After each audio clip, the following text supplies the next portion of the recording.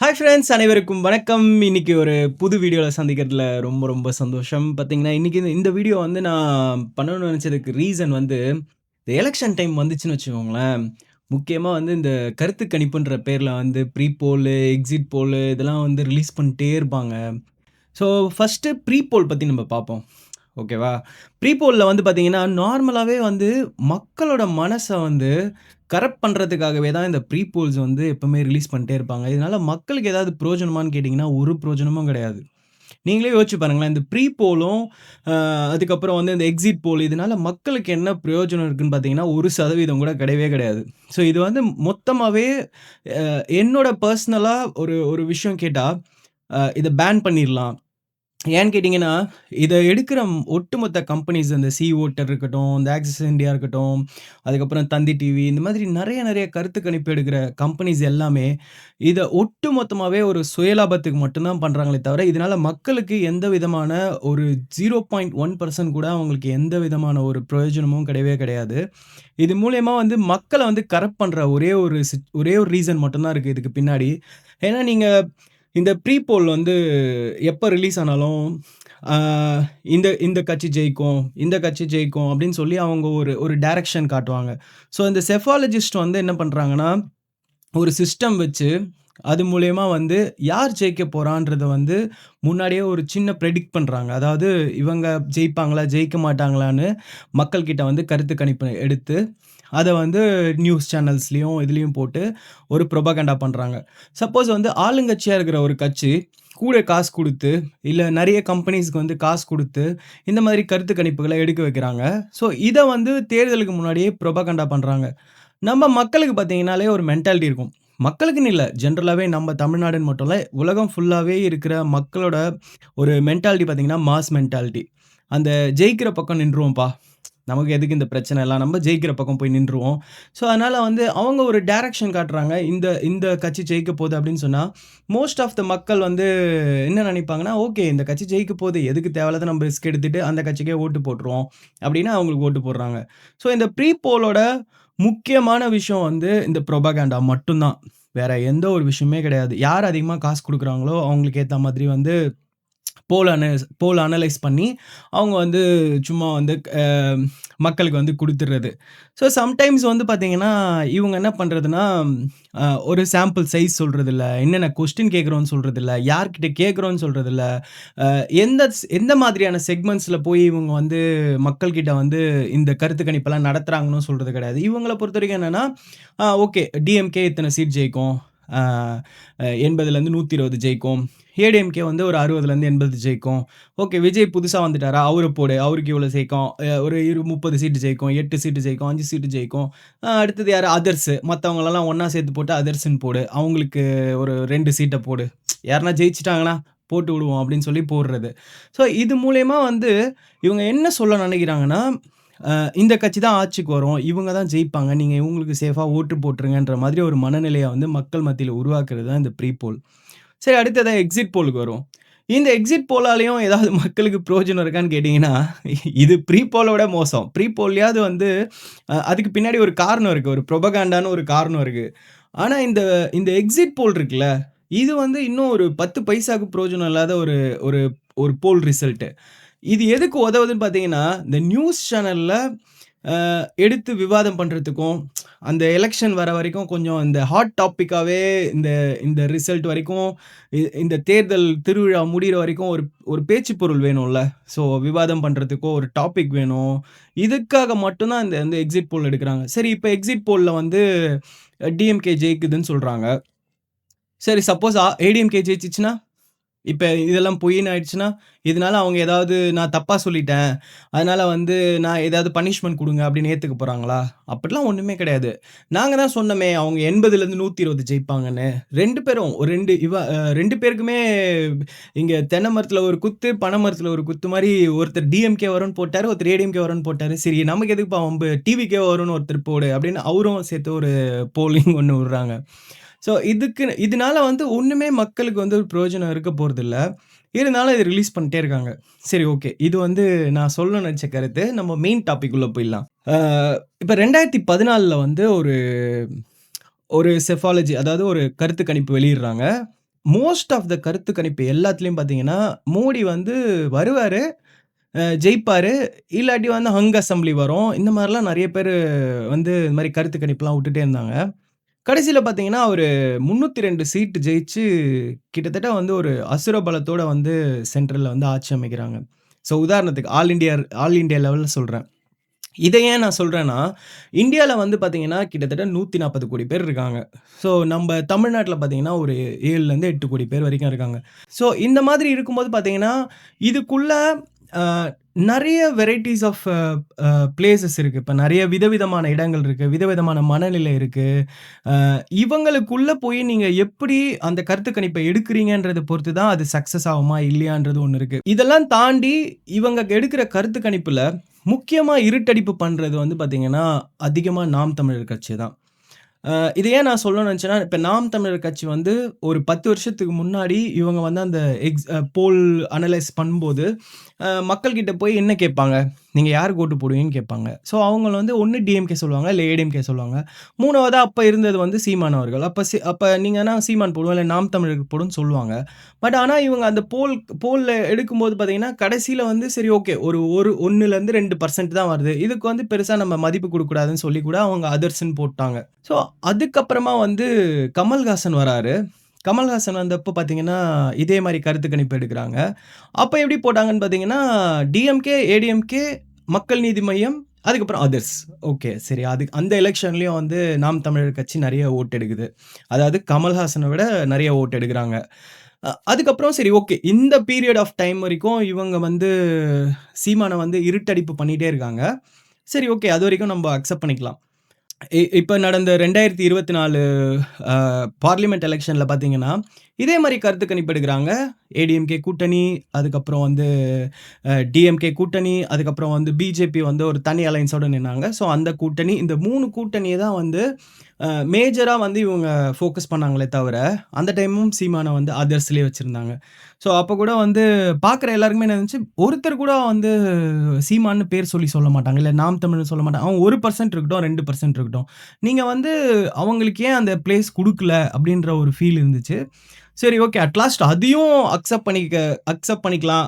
அந்த சூழ்நிலைய கூட நம்ம அக்செப்ட் பண்ணிக்கிறோம்னு வச்சுக்கோங்களேன். ஆனா அந்த எலக்ஷன்லாம் முடிஞ்சு, இப்ப கரண்ட் சிச்சுவேஷனுக்கு வரோம். இப்ப வந்து முன்ன இருந்த மாதிரி நாம் தமிழர் கட்சி கிடையாது.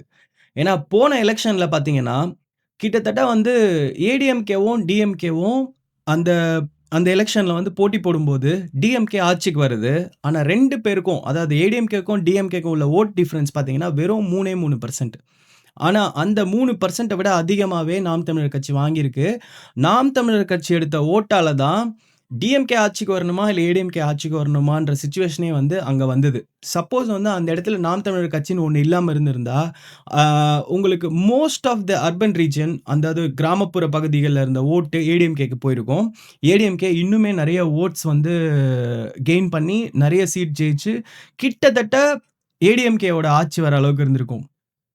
இந்த அளவுக்கு ஒரு ஆட்சி மாற்றத்துக்கே காரணமா இருந்தது நாம் தமிழர் கட்சி. அதுவும் இல்லாம கடைசி எலக்ஷன்ல பார்த்தீங்கன்னா, அ 8 1/2% ஓட்டு கிட்ட வந்துட்டாங்க. 8 1/2% ஓட்டுன்றது பார்த்தீங்கன்னா, எலக்ஷன் கமிஷனே வந்து 8% ஓட்டு இருக்கிற கட்சிக்கு வந்து அங்கீகாரம் குடுக்குறாங்க. அதாவது மாநில அங்கீகரிக்கப்பட்ட கட்சியா வந்து அவங்க அங்கீகரிக்கிறாங்க. ஆனா, இந்த ப்ரீ போல், எக்ஸிட் போல்ன்னு எடுக்கிற இவங்களுக்கு அ என்ன விதமான ஒரு ஒரு ஒரு ஸ்டாண்டர்ட் வச்சிருக்காங்கன்னே தெரியல. ஓகே நாங்க இத்தன பெர்சென்டேஜ் ஓட் எடுத்தா தான் நாங்க வந்து நாம் தமிழர் கட்சின்னு 4வது ஆட் பண்ணுவோம். இல்லாட்டி நாங்க ஆட் பண்ண மாட்டோம். அப்படி பார்த்தா டிவிகே என்ன ஓட் எடுத்துச்சு? உங்களுக்கு எப்படி தெரியும்? How it is proved? நீங்க எப்படி அத கணக்கு பண்ணி அவர 3வது இடத்துல வருவான்னு போட்டுக்கிட்டீங்க? ஓட்டு எண்ற அன்னைக்கு அந்த பொட்டிய திறந்து, ஈவி மிஷின திறந்து நீங்க பார்த்து எண்ற வரைக்கும் எதுவுமே நிச்சயம் கிடையவே கிடையாது. அதுவரைக்கும் நீங்க எல்லாருக்குமே ஃபேரான ஒரு பிளே கிரவுண்ட் குடுத்தா மட்டும் தான் எல்லாராலயுமே வந்து அவங்களோட விளையாட்ட விளையாட முடியும். இல்லாத பட்சத்தில அவங்க எப்படி விளையாடுவாங்க? நீங்க யோசிச்சு பாருங்க. ஒரு ஆளுங்கட்சி இருக்கு. ஆளுங்கட்சிக்கு வந்து ஆல்ரெடி அவங்களுக்கு வந்து ஒரு புரொபகண்டா இல்லாட்டி அவங்களுக்கு சப்போர்ட் பண்றதுக்காக வந்து ஒரு கவர்ன்மென்ட் மிஷனரி இருக்குது. பத்தாததுக்கு அவங்க பண்ண ஸ்கீம்ஸ் இருக்குது. கடைசி 3 மாதத்துல ஒரு ரூ. 5,000 வந்து பேங்க்ல போடுறாங்க. அதுக்கப்புறம் மாசம் மாசம் ரூ. 1000 மகளிர் சுய உதவிக்குழு அது இதுன்னு நெறைய நெறைய ஆல்ரெடி டைரக்ட் மனியா வந்து அவங்க குடுத்துட்டே இருக்காங்க. ஸோ அது மட்டும் இல்லாம ஏடிஎம்கேக்கு வந்து ஆல்ரெடி அவங்க 10 வருஷம் ஆட்சியில இருந்த கட்சி. நெறைய அவங்க கிட்ட கேஷ் ஃப்ளோவோ இருக்கும். அதுக்கப்புறம் பெரிய சிஸ்டம். அவங்க கிட்ட வந்து ஒரு பெரிய அசுர பலமே வந்து 2 கட்சிகள் கிட்ட இருக்கும். ஸோ இவங்களுக்கு நடுவுல வந்து திடீர்னு இன்னொரு பார்ட்டி வராங்க. ஸோ அவங்களும் வந்து பார்த்தீங்கன்னா, விஜய் வந்து பார்த்தீங்கன்னா, அவரு வந்து கிட்டத்தட்ட ஒரு 30 இயர்ஸ் வந்து சினிமால இருக்கிற ஃபேம் இருக்குது. அதுக்கப்புறம் நெறைய ரசிகர்கள் இருக்கிறாங்க. அதுவும் இல்லாம அவங்க வந்து பார்த்தீங்கன்னா, நாம் தமிழர் கட்சி மாதிரி வந்து வேட்பாளர்கள் வந்து பார்த்தீங்கன்னா, ரொம்ப நார்மலான ஆர்டினரியான வேட்பாளர்கள் வந்து கிடையவே கிடையாது. கிட்டத்தட்ட ஒரு 100, 110 பேர் வந்து அ போன வாட்டி டிஎம்கேல எம்எல்ஏ இருந்தவங்க. அதாவது மாஜி எம்எல்ஏக்குன்னு சொல்லுவாங்கல்ல. முன்னாள் எம்எல்ஏக்கள். அதுக்கப்புறம் வந்து எம்எல்ஏ சீட்டு கேட்டு கிடைக்காதவங்க. இந்த மாதிரி வந்து ஒரு 100, 150 பேர் அந்த கட்சியில இருப்பாங்க. ஸோ அதில இல்லாம இப்ப பெர்சனலா விஜயா இருக்கட்டும், அ அதுக்கப்புறம் ஆதவ் அர்ஜுனா இந்த மாதிரி ஆட்கள் பார்த்தீங்கன்னா, அந்த கட்சிக்கும், அந்த எலக்ஷனுக்கும் கோடிக்கணக்கான ரூபாய செலவு பண்ணக்கூடிய அளவுக்கு வந்து அவங்க கிட்ட வந்து இது இருக்கு. பட் சீமான்ன்ற ஒரு நபருக்கு பார்த்தீங்கன்னா, பேஸே அவங்களோட கட்சியும், அவங்களோட கொள்கையும், அவங்களோட மக்கள் செல்வாக்கும் மட்டும் தான். கருத்து கணிப்புகள் எடுக்கிற கம்பெனிஸே வந்து திட்டமிட்டு இல்லாட்டி வந்து இது தற்செயல்ன்லாம் சொல்ல முடியாது. ஏதோ மிஸ் பண்ணிட்டோம் அப்படின்னு சொல்ல முடியாது. ஏன்னா, தமிழ்நாட்டுல இருக்கிறதிலேயே 3வது பெரிய கட்சி இப்ப நாம் தமிழர் கட்சி தான். இந்த கட்சி அவாய்ட் பண்றாங்கன்னா, இதுக்கு காரணம் வந்து தற்செயலா நடந்ததெல்லாம் கிடையாது. ஸோ இவங்களுக்கு ஒண்ணு விருப்பம் இல்ல. இல்ல இவங்க மூலியமா எந்த ஆதாயமும் இல்லன்றது தான் ஒரே ஒரு ரீசன். ஸோ இதெல்லாம் ஓகே. இதெல்லாம் தாண்டியுமே வந்து ஏன் எப்பவுமே வந்து கருத்து கணிப்புல வந்து சீமான் வந்து மற்றவைன்னு போடுறாங்க. மற்றவைன்னு போட்டு கூட நீங்க எல்லாத்துலயும் பாருங்களேன். எந்த மற்றவையாவது 1%லேருந்து 8% வரைக்கும் யாராவது ஒரு வேரியேஷன் குடுப்பாங்களா? எந்த கருத்து கணிப்புலயாவது குடுப்பாங்களா? ஒரு கருத்து கணிப்புல வந்து பார்த்தீங்கன்னா, மேக்ஸிமம் வந்து ஃப்ளாஸ் இல்லாட்டி வந்து ஒரு ஒரு ஒரு ஒரு டிஃபரன்ஸ் வரும்னு பார்த்தீங்கன்னா, ஒரு 3லேருந்து 4% வரைக்கும். ஏன்னா, அதிலேயே வந்து ஆட்சி மாறிடும். இப்ப நீங்க வந்து இப்ப இருக்கிற பொலிட்டிக்கல் சினாரியோல பார்த்தீங்கன்னா, நார்மலா 1லேருந்து ஒரு 3, 4% வந்தாலே ஆட்சி மாறதுக்கான சான்ஸ் இருக்கு. ஏன்னா, அவ்ளோ டஃப் காம்படிஷன் போயிட்டு இருக்கிற இடத்துல, இவங்க அதர்ஸ்ன்னு போட்டு 1லேருந்து 8%. 1% எங்க இருக்கு? 8% எங்க இருக்கு? ஏன்னா, நான் ஒரு கடைக்கு போயிட்டு ஏதாவது பொருள் வாங்கும்போது, எவ்வளோடா ஆச்சுன்னு கேட்டா, ஒரு ஒரு ரூ. 700 ரூ. 800 வரும்ன்னு சொன்னா ஒரு நியாயம். இல்ல ரூ. 10 வரலாம், ரூ. 1000 வரலன்னா, ரூ. 10 எங்க இருக்கு? ரூ. 1000 எங்க இருக்குன்னு நீங்களே கேட்க மாட்டீங்களா? அந்த மாரி வந்து 1%லேருந்து 8% டிஃபரெண்ட் குடுக்குறாங்க. இது வந்து எப்படி வந்து அ க ஒரு ஒரு கரெக்ட்டான கருத்து கணிப்புன்னே எனக்கு தெரியல. நாம் தமிழர் கட்சிக்கு வந்து பார்த்தீங்கன்னா, ஓட்டு போடுற பீப்பிள் வந்து பார்த்தீங்கன்னா, ஆல்மோஸ்ட் வந்து இவங்க வந்து ஒரு அண்டர் த ரேடார் வோட்டர்ஸ். இப்ப அண்டர் த ரேடார் வோட்டர்ஸ்ன்னு பார்த்தீங்கன்னா, அவங்க வந்து ஒரு சைலன்ட்டான வோட்டர்ஸா தான் இருப்பாங்க. மோஸ்ட்லி வந்து கிராமத்தில இருப்பாங்க. சிட்டில இருப்பாங்க. இவங்க வந்து பார்த்தீங்கன்னா, யார்ட்டயும் போயிட்டு நாங்க இவங்களுக்கு ஓட்டு போட போறோம், அவங்களுக்கு ஓட்டு போடுறோம்ன்னு சொல்ற ஆளுங்கலாம் இருக்க மாட்டாங்க. இவங்க பார்த்தீங்கன்னா, தான் பாட்டுன்னு இருப்பாங்க. எல்லாத்தையும் பார்த்துட்டு இருப்பாங்க. அதுக்கப்புறம் எலக்ஷன் டேட் வரும்போது நேரா போய் பூத்ல போயிட்டு விவசாய சின்னத்தில குத்திட்டு வந்துருவாங்க. ஸோ இந்த மாரி பீப்பிள்ஸ் தான் வந்து நெறைய பேர் இருப்பாங்க. இவங்க வந்து வெளிய வந்து தண்டோரா அடிச்சுட்டு, விசில் ஊதிட்டு, இப்படி சுத்துற ஆளுங்க கிடையாது. ஸோ இந்த மாதிரி இருக்கிற வோட்டர்ஸ் வந்து பார்த்தீங்கன்னா, ரொம்ப ரொம்ப அதிகம். நான் வந்து ஓட்டு வாங்கும்போது, இவங்க போலிங்ல குடுக்குற அந்த கருத்து கணிப்புல குடுக்குற கருத்து கணிப்புல வந்து சொல்ற மார்க்குக்கும், நாம் தமிழர் கட்சி எப்பவுமே வந்து ரிசல்ட் அன்னைக்கு வாங்குற பெர்சன்டேஜுக்கும் பார்த்தீங்கன்னா, ஹியூஜ் டிஃபரன்ஸ் இருக்கும். அதுக்கு இன்னொரு காரணம் இருக்கு. என்னன்னா, இப்ப ஏடிஎம்கேக்கு வந்து கருத்து கணிப்பு எடுக்கும்போது பார்த்தீங்கன்னா, கிட்டத்தட்ட இந்த கொங்கு ரீஜியன் சைட்லலாம் பார்த்தீங்கன்னா, அவங்களுக்கு நெறைய வோட்ஸ் போலிங் ஆகும். ஸோ அந்த இடத்துல போயிட்டு இவங்க நெறைய இடத்துல கேட்கும்போது எல்லாருமே ஏடிஎம்கேன்னு தான் சொல்லுவாங்க. ஸோ அதே மாதிரி வந்து டிஎம்கேக்கு ஃபேவரபிளா இருக்கிற இடத்துல போய் பார்த்தீங்கன்னா, அங்க இருக்கிறவங்க மோஸ்ட் ஆஃப் த பீப்பிள் வந்து டிஎம்கேவ தான் சொல்லுவாங்க. ஸோ அந்த பாக்கெட்ஸ்ல வந்து பார்த்தீங்கன்னா, ஒரு பர்ட்டிகுலர் கம்யூனிட்டீஸோ, இல்ல பர்ட்டிகுலரான ஒரு ஏதோ ஒரு ஃபேக்டர் வந்து அங்க ரொம்ப ப்ளே பண்ணிட்டே இருக்கும். ஸோ அதனால அவங்க மேஜரா சொல்லுவாங்க. கிட்டத்தட்ட அந்த வட மாவட்டங்கள்ல போனீங்கன்னா, அங்க வந்து பார்த்தீங்கன்னா, வன்னியர்கள் வாக்கு ஜாஸ்தின்றதுனால, ஸோ அங்க போனீங்கன்னா, பாட்டாளி மக்கள் கட்சிக்கு ரொம்ப ஃபேவரபிளா வந்து நெறைய பேர் ஓட் போட்டோன்னு சொல்லுவாங்க. ஸோ அவங்க வந்து கிராமத்து சைட்ல இருக்கும்போது, அவங்களாலயும் நாம் தமிழர் கட்சிக்கு ஓட்டு போட்டாலுமே அத வெளிப்படையா சொல்ல முடியாது. உதாரணத்துக்கு விருதாச்சலம் தொகுதியில வந்து விஜயகாந்த் வந்து பிரச்சாரம் பண்ணும்போது அவருக்கே என்ன நடந்ததுன்னு தெரியும். ஸோ அங்க வந்து அவ்ளோ கலவரம் பண்ணி, அவ்ளோ அவ்ளோ அந்த பிரச்சாரத்த போய் அவ்ளோ ஏன்னா வந்து அ அ சிட்டில இருக்கிற மாதிரி கிராமத்தில வந்து பொலிட்டிக்கல் சிச்சுவேஷன் வந்து சேம் கிடையாது. அங்க வந்து பார்த்தீங்கன்னா, ரொம்ப ஹார்ட் கோர் பாலிடிக்ஸ் இருக்கும். ரொம்ப ராவான பாலிடிக்ஸ் இருக்கும். ஸோ அங்க இருக்கிற மக்கள் வந்து ஓட்டு போட்ட உடனே வெளில வந்து மைக் நீட்டின உடனே யாருக்கு போட்டீங்கன்னு கேட்டா, நான் இவங்களுக்கு உங்களுக்கு தான் போட்டேன். ஏன்னா, அங்க வந்து சுத்தி கட்சிக்காரங்க இருப்பாங்க, இவங்க இருப்பாங்க. அவங்க உண்மை சொல்லணும்னு அவசியம் கிடையாது. ஆனா, உள்ளுக்குள்ள அவங்க யாருக்கு போட்டாங்கன்னு அவங்களுக்கு தெரியும். ஸோ, இந்த மாதிரி காரணங்களால தான் வந்து உங்களுக்கு வந்து வோட்டிங் அந்த அந்த கருத்து கணிப்பில பார்த்தீங்கன்னா, உங்களுக்கு நாம் தமிழர் கட்சிக்கு மோஸ்ட்லி ரொம்ப கம்மியான பெர்சன்டேஜஸ் காட்டுறதுக்கு காரணம். ஆனா வந்து பார்த்தீங்கன்னா, ரிசல்ட்ல அப்படி காட்டுறதில்ல. ரிசல்ட்ல வந்து எங்கேயோ போயிடும். ஸோ, அதுக்கப்புறம் வந்து பார்த்தீங்கன்னா, அ பரவலான வோட் பேங்க் வந்து நாம் தமிழர் கட்சிக்கு இருக்கு. அதாவது இப்ப சில கட்சிகளுக்கு சில மாவட்டங்கள்ல, சில குறிப்பிட்ட பகுதிகள்ல இருக்கிற மாதிரி வந்து நாம் தமிழர் கட்சி ஓட்டு இல்ல. தமிழ்நாடு ஃபுல்லாவே ஈச் அ எப்படி சொல்றது? எல்லா எல்லா சட்டசபை தொகுதிகள்லயுமே, இப்ப நீங்க தமிழ்நாட்ல வந்து கன்னியாகுமரி, திருச்சி, மதுரை, சென்னை, கோயம்புத்தூர் எந்த ஏரியா எடுத்தீங்கனாலும், எல்லா பாக்கெட்ஸ்லயுமே வந்து நாம் தமிழர் கட்சிக்கு வந்து ஒரு ஒரு ஆவரேஜான ஒரு வோட் பேங்க் இருக்கு. அதாவது அ எல்லா தொகுதிகள்லயுமே ஒரு 10,000லேருந்து 12,000 வரைக்கும் வாக்குகள் வந்து அவருக்கு எப்பவுமே ஸ்டாண்டர்டா இருக்கு. அ அதனால தான் வந்து பார்த்தீங்கன்னா, அந்த 12,000 பேர் வந்து ஒரே இடத்துல குவிஞ்சு கும்பலா இருக்க மாட்டாங்க. ஸோ, அதனால போய் நீங்க 10 பேர் இருக்கிற இடத்துல போய் கேட்கும்போது, அந்த இடத்துல வந்து ஸ்ப்ளிட்டா இருக்கிறதுனால, உங்களால அவங்கள அது கரெக்ட்டா கணிச்சு சொல்ல முடியாது. அதனாலயும் வந்து கரெக்ட்டான ப்ரிடிக்ஷன்ல வந்து அது வர்றதில்ல. ஸோ, அப்பார்ட் ஃப்ரம் தட் கடைசியா ஒண்ணு சொல்லணும்னு பார்த்தீங்கன்னா, ஸோ இந்த கருத்து கணிப்புகளெல்லாம் வந்து எடுக்கிற நிறுவனங்கள் வந்து ஒரு விஷயத்த வந்து நீங்க வந்து ஒரு ஸ்டாண்டர்டா வச்சுக்கோங்க. சரி ஓகேவா? ஒரு 10% ஓட்டு எடுத்தா தான் நாங்க வந்து அத நாங்க போட்டு நாம் தமிழர் கட்சி, டிவிகே, ஏடிஎம்கேன்னு போடுற மாதிரி நாம் தமிழர் கட்சி நாங்களும் வைப்போம். இல்லன்னா அதர்ஸ்லயே தான் வச்சிருப்போம் அப்படின்னு சொல்லுங்க. வேற என்ன எதிர்பார்க்குறீங்கன்னு தெரியல. 8.5% ஓட்டு எடுத்து தமிழ்நாட்டிலேயே அங்கீகரிக்கப்பட்ட கட்சி, 3வது பெரிய கட்சி. இதெல்லாம் இருந்துமே ஏன் இன்னும் அவாய்ட் பண்றாங்க அப்படின்றது வந்து காரணம். ஸோ இவங்கள சீமான் அதாவது நாம் தமிழர் கட்சியால இந்த கருத்து கணிப்பு எடுக்கிறவங்களுக்கு எந்த விதமான முதலீடுகளும் கிடைக்கிறதில்ல. ஸோ இனிமே வந்து நாங்களே ஒரு கம்பெனி ஆரம்பிச்சு, நாங்களே போய் எடுத்துக்கிட்டா தான் உண்டுன்னு நெனைக்கிறேன். ஸோ அந்த மாதிரி இனிமே வரும்போது இந்த மாரி ஒரு இருட்டடிப்பா பண்ணாதீங்கன்றது தான் என்னோட வேண்டுகோள். ஸோ இத பார்க்குற மக்களும் வந்து அத ஆதரிப்பீங்கன்னு நெனைக்கிறேன்.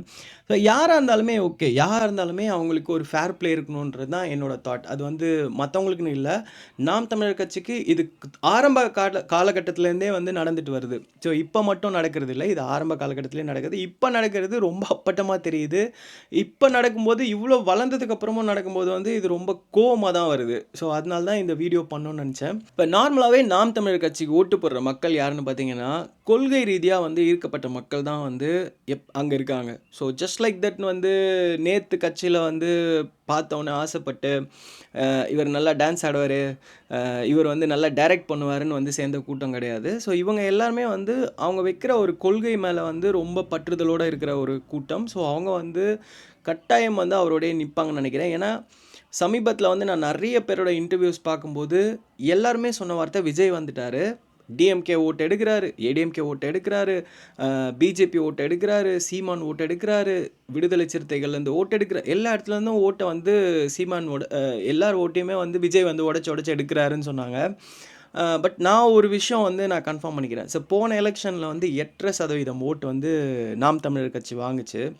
ஸோ இந்த எலெக்ஷனில் அதை விட அ ஒரு பர்சன்டேஜ் வந்து அதிகமா தான் வாங்குன்றது என்னோட கணிப்பு. ஏன்னு சொல்றேன்னா, ஸோ கைண்ட் ஆஃப் ஓட்ஸ வந்து விஜய் உடைச்செடுத்தாலும், ஸோ இந்த கடந்த ஒரு 5 வருஷத்துல வந்து இன்னுமே அந்த கட்சி வளர்ந்திருக்கு.